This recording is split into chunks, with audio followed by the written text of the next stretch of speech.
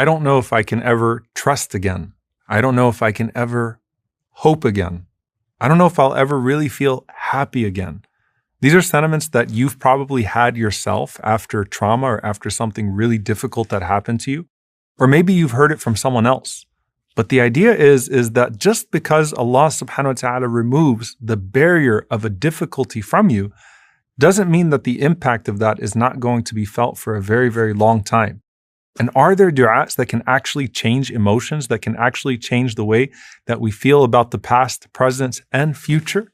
And the answer is absolutely. The Prophet ﷺ said in an authentic narration that there is no one amongst you, and I want to emphasize here that he said there is no one amongst you, meaning that this is for all of the Muslims, who when he is stricken with grief and anxiety, and who says this du'a, except that Allah subhanahu wa ta'ala will remove his anxiety and will replace his grief with joy. So it's a powerful du'a. And you can imagine that when the Sahaba heard this, they said, Ya Rasulullah, should we teach other people this du'a? And the Prophet sallallahu alaihi wasallam said, absolutely, whoever hears this should learn it, and by extension, should teach it as well.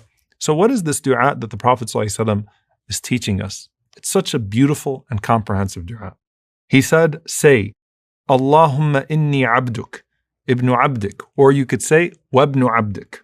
Allahumma inni abduk, ibnu abdik, ibnu amatik, nasiyati biyadik, maadin fiyya hukmuk, adlun fiyya qada'uk, as'aluka bikulli ismin huwa lak, sammayta bihi nafsak, أو أنزلته في كتابك أو علمته أحدا من خلقك أو استأثرت به في علم الغيب عندك أن تجعل القرآن ربيع قلبي ونور صدري وجلاء حزني وذهاب همي.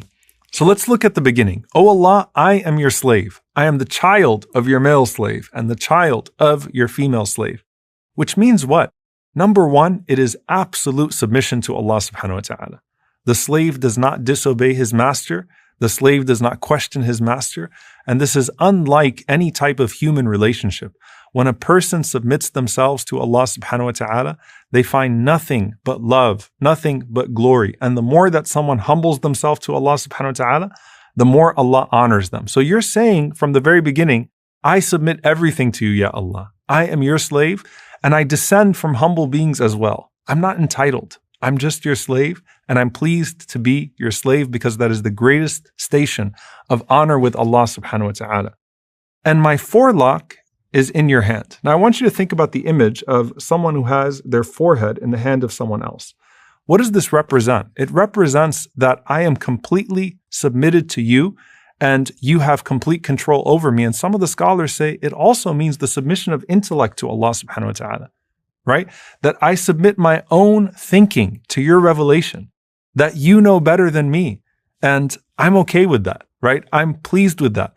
And I am content with your revelation even when I can't understand your revelation. So first and foremost, I submit myself intellectually to you.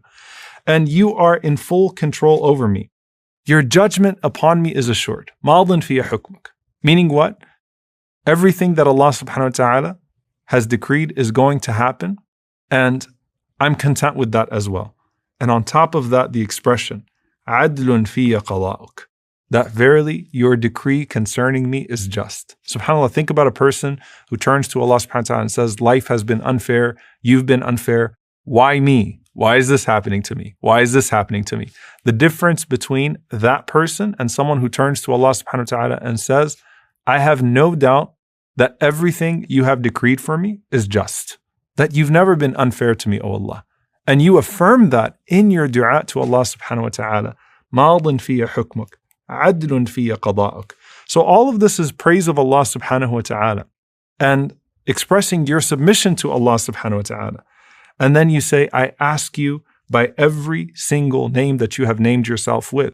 One of the most blessed ways to have your dua answered is to call upon Allah subhanahu wa ta'ala with a specific name that fits your specific request. So if you're asking Allah subhanahu wa ta'ala for His mercy, you call upon Him as Ar-Rahman.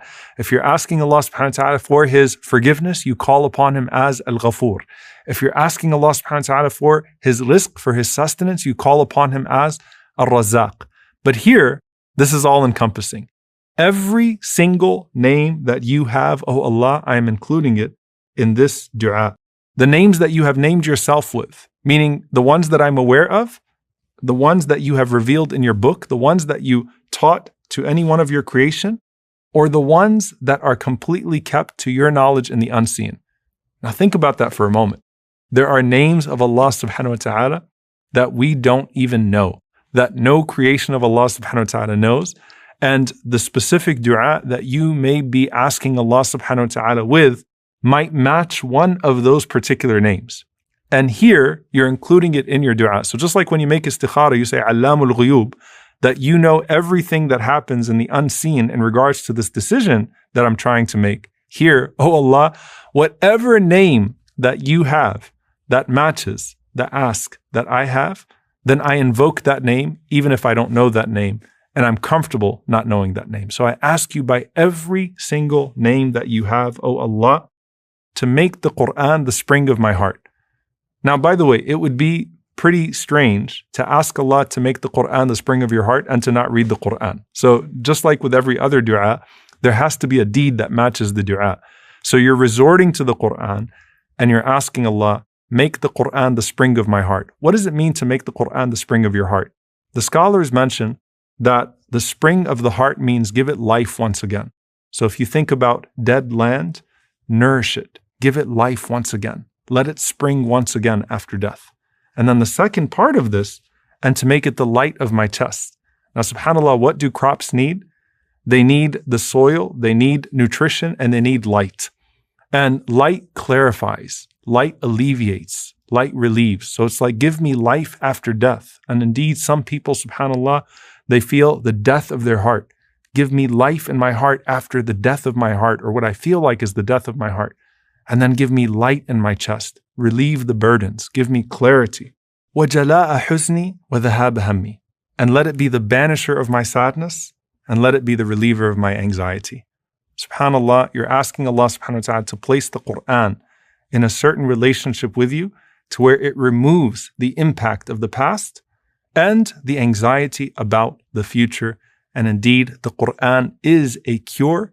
And here you're making dua to Allah subhanahu wa ta'ala for the Quran to assume its rightful place with you.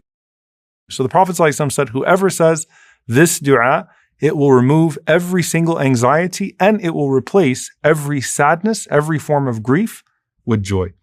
In another narration, Abu Sa'id al-Khudri radiallahu ta'ala anhu says that one day the Prophet ﷺ entered the masjid and he saw a man from the Ansar named Abu Umama radiallahu ta'ala anhu. And he asked Abu Umama radiallahu anhu, what's the matter? Why are you sitting in the masjid when it's not the time of salah? And he said, Ya Rasulullah, never-ending worries and never-ending debts. Never-ending worries and never-ending debts. And the Prophet ﷺ said, shall I not teach you words that if you say them, it would settle your debts and it would ease your worries? And he said, of course, Ya Rasulullah. The Prophet ﷺ said, say in the morning and in the evening, Allahumma inni a'udhu bika min al-hammi wal-hazan. O Allah, I seek refuge in you from al-ham wal-hazan, anxiety and grief. Ham is anxiety about what's to come. Hazan is grief over what has already passed. So, O Allah, remove the trauma, remove the pain which paralyzes me because of something that has happened in the past, sorrow over something that's happened in the past, and the anxiety that doesn't allow me to act in regards to my future. Allahumma inni a'udhu bika min al-hammi wal-hazan wa a'udhu bika min al-ajzi wal-kasal. And I seek refuge in you from inability and laziness. Al-ajz is when you want to do something, but you can't do something. You're unable. So you have the willingness, but you don't have the ability. Al-kasal, laziness, is when you have the ability, but you don't have the willingness, right? So you can do something, but you don't want to do something. So you're asking Allah subhanahu wa ta'ala to activate you beyond that. So the first part of this dua, the first half of this dua is about emotions. The second half is when the Prophet ﷺ said, وَأَعُوذُ بِكَ مِنَ الْجُبْنِ وَالْبُخْلِ. And I seek refuge in you from cowardice and from stinginess. وَأَعُوذُ بِكَ مِنْ غَلَبَةِ الدَّيْنِ وَقَهْرِ الرِّجَالِ. And I seek refuge in you from being overcome by debt and from being overpowered by men. So you'll see once again, in the same dua, the Prophet ﷺ teaching us how to remove pain and how to remove the effect of pain, the tangible and the intangible. And that's also a sign of the care that Allah subhanahu wa ta'ala has for us, that He would instruct the Prophet ﷺ or inspire through the Prophet ﷺ these words of dua that control our very emotions. The last one I want to leave you with is actually one that's very beautiful. Aisha radiallahu ta'ala anha, when she would become angry, she said that the Messenger of Allah sallallahu alaihi wasallam would put his finger on her nose, like stroking her nose to calm her down. And the Prophet sallallahu alaihi wasallam would say to her, Ya Uwaish, which was a nickname, like little Aisha, calm down, calm down and listen to what it is that I'm about to teach you. Say this dua. Say, Allahumma Rabba Muhammad, O Allah, the Lord of Muhammad, اغفر لي ذنبي وأذهب غيظ قلبي وأعذني من مضلات الفتن. Once again, Allahumma Rabba Muhammad, اغفر لي ذنبي وأذهب غيظ قلبي وأعذني من مضلات الفتن. That the Prophet ﷺ said, say, O Allah, the Lord of Muhammad sallallahu alaihi wasallam, اغفر لي ذنبي, forgive my sins, وأذهب غيظ قلبي, and remove the anger from my heart, وأعذني من مضلات الفتن, and protect me from the fitan that mislead me. And subhanAllah, if you think about it, there is no other time in your life in which you do things that you regret than times of anger. When you do things that harm yourself, and you do things that could potentially take you away from your deen or spoil your dunya.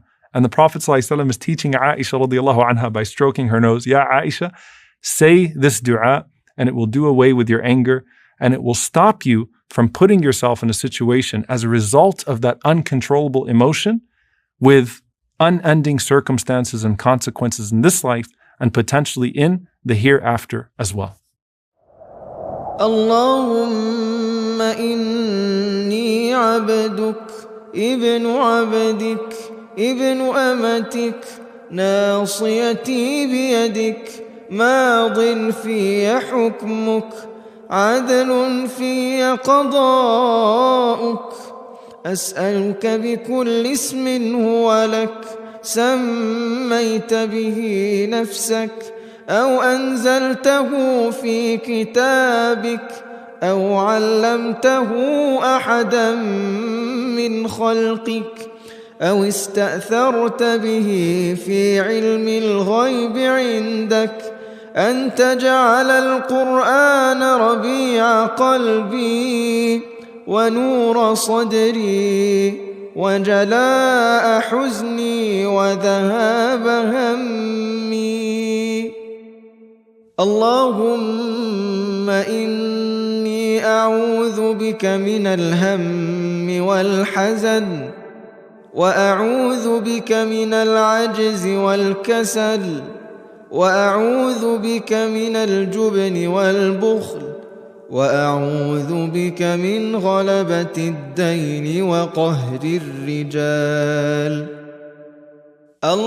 اللهم رب محمد اغفر لي ذنبي وأذهب غيظ قلبي وأعذني من مضلات الفتن